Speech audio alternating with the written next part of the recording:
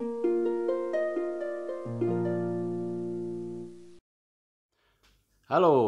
Assalamualaikum warahmatullahi wabarakatuh. Ketemu lagi di vlog Juru Baca. Saya Hasan Asbahani, kita ngobrolin puisi lagi. Oh, soal originalitas atau otentisitas. Beda sih, tapi kadang dibicarakan dalam satu pokok pembicaraan mengenai keaslian karya seni, termasuk puisi tentu saja. Ada yang komen terkait video sebelumnya yang penjurian puisi. Nah, salah satu kriteria penjurian itu adalah originalitas. Apa itu originalitas dalam puisi? Kayaknya apa ya, menakutkan sekali atau apa ya? Kayak sesuatu yang mahal, sesuatu yang sulit ya mengejar originalitas itu. Ya memang originalitas itu bagi seorang seniman pencapaian itu kayak ngegali terus ketemu harta karun, ketemu permata gitu.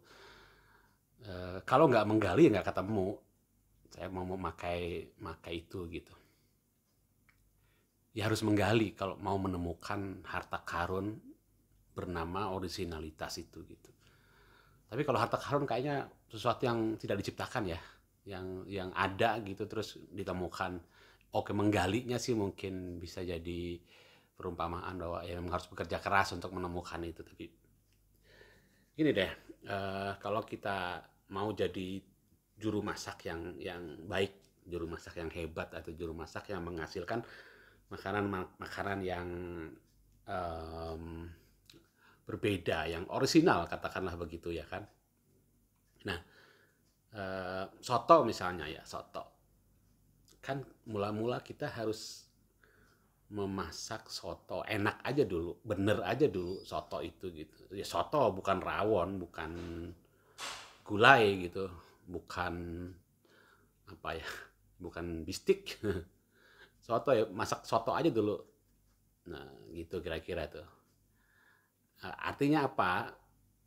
Masak bener aja dulu, soto bumbunya bener, memilih bahan. Kalau dia soto daging gitu, soto daging sapi gitu kan, memilih dagingnya bener, rempah-rempahnya takarannya pas, memasaknya bener, ngolahnya bener.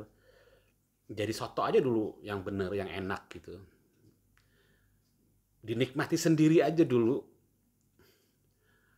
dinikmati, dihidangkan untuk orang-orang dekat aja dulu.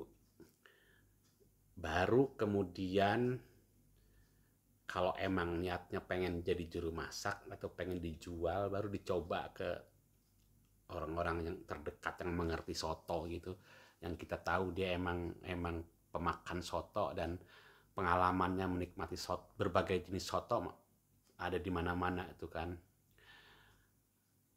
eh, Kalau dia bilang enak dan khas dan berbeda, berarti kita menemukan originalitas itu gitu. Kok bergantung pada orang lain? Nah, karena itu harusnya orang-orang yang tahu eh, pengalaman mencicipi soto berbagai jenis di berbagai tempat yang diracik oleh berbagai juru masak itu harusnya adalah kita sendiri. Jadi kita tahu bagaimana meracik, mencoba terus-menerus meracik soto yang nantinya kita sendiri bisa yakin bahwa ini orisinal. Ini berbeda dengan soto di sana yang terkenal enak itu. Ini berbeda dengan soto di situ yang terkenal eh, apanya istimewa itu gitu. Kita ketika masak pertama mungkin meniru aja dulu, menebak-nebak bumbunya apa ya yang enak tuh ya. Kok orang rame ya di situ ya. Di tempat lain gitu juga tuh, bumbunya apa ya, gimana cara masaknya nih. Syukur-syukur kalau kita berani bertanya dan si pemasak juru masak itu, peracik soto itu memberitahu kita, oh aku masaknya begini begini begini begini begini, kita tiru pun misalnya yang dikasih tahu oleh si juru masak yang kita tanya yang enak itu, kita tiru sepersis-persisnya bisa jadi berbeda rasanya gitu. Kalau kita pengen berbeda, kita berusaha untuk menambahkan sesuatu atau membuat komposisi bumbu yang berbeda. Rasanya bisa berbeda kok.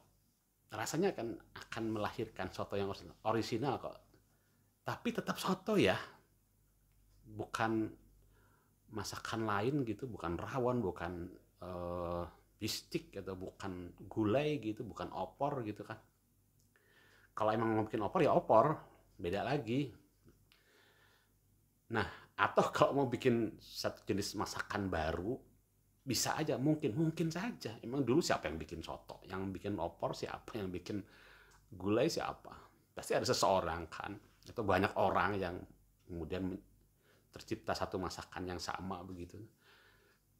Mungkin aja bikin masakan baru. Kalau dalam buku resep itu yang saya tahu tuh ada bumbu dasar tuh 3 tuh. Bumbu merah, bumbu kuning, bumbu putih kalau nggak salah. Itu campuran dari laos, kencur, kunyit, jahe gitu. Nah, saya mau masak apa?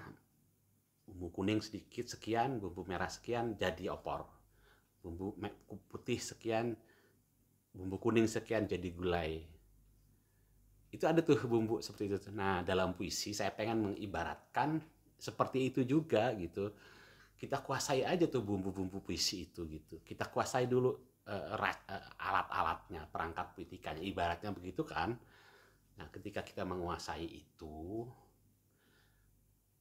dengan bahan yang sama, dengan bumbu-bumbu yang sama lah, memang puisi bumbunya apa sih, perangkatnya sama kan.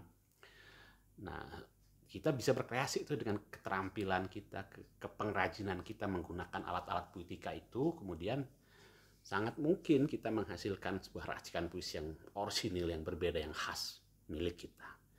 Gitu penjelasannya. Saya mohon maaf lah kalau tidak dengan teori-teori yang canggih gitu.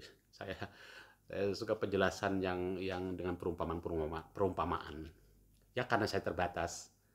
Tapi itu kira-kira saya melakukan itu gitu. Saya suka meracik macam-macam gitu dalam puisi saya gitu. Terutama pada bentuk begitu, atau mencoba masakan yang saya suka, yang enak itu, puisi yang saya enak itu coba saya bawa ke dapur puisi saya gitu. Saya utak-atik tuh lalu tidak dengan niat meniru, lalu saya suka, tapi niatnya adalah bereksperimen, menghasilkan sesuatu yang baru. Ini mereka pakai alat perangkat apa ya, repetisi kah, metafor, simile, imagery-nya seperti apa ya. Oh, ketemu sesuatu yang baru, terus oh ini oke. Begitu dilihat, nanti dibalikin lagi, dicoba lagi, diracik lagi dengan komposisi yang sudah tahu bahannya apa gitu. Ya ibarat itulah bumbu tadi itu. Mudah-mudahan bermanfaat obrolan kali ini. Terima kasih sudah menyimak. Ketemu lagi di video berikutnya. Assalamualaikum warahmatullahi wabarakatuh.